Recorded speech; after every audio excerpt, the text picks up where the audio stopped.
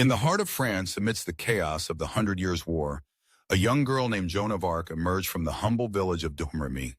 Born in 1412, she was a peasant girl, raised in a time when the country was steeped in turmoil and despair. Yet within her a fire burned brightly, a conviction that she was destined for something greater than the ordinary life of a farmer's daughter.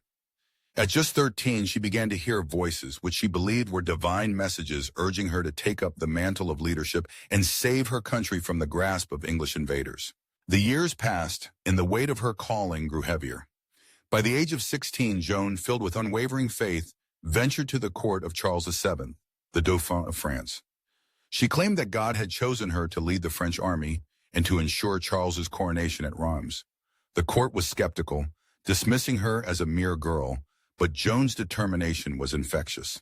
She spoke with a fervor that stirred the hearts of those around her, and soon her conviction won the attention of influential nobles and military leaders. In 1429, with the support of Charles's advisors, Joan donned armor and took command of the French troops.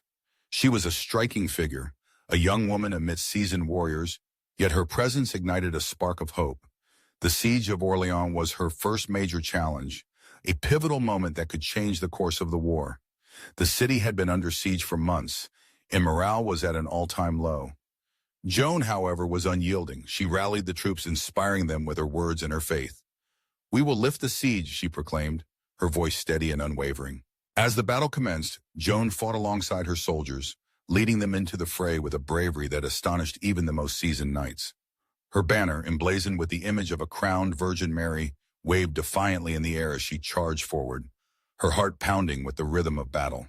The tide began to turn. The French troops, fueled by her presence and the belief that divine favor was on their side, pushed back the English forces. In just a matter of days, the siege was lifted, and the victory at Orleans became a symbol of hope for the French people. Joan had not only led them to victory, she had ignited a national spirit that had long been dormant. With her newfound fame, Joan continued to support Charles VII, urging him to claim his rightful throne.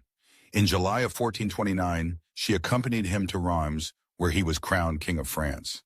The coronation was a moment of triumph, a testament to her faith and tenacity. Joan stood beside the newly crowned king, her heart swelling with pride, believing that she had fulfilled her divine mission. Yet the war was far from over. The English, humiliated by their defeat, were determined to reclaim their power.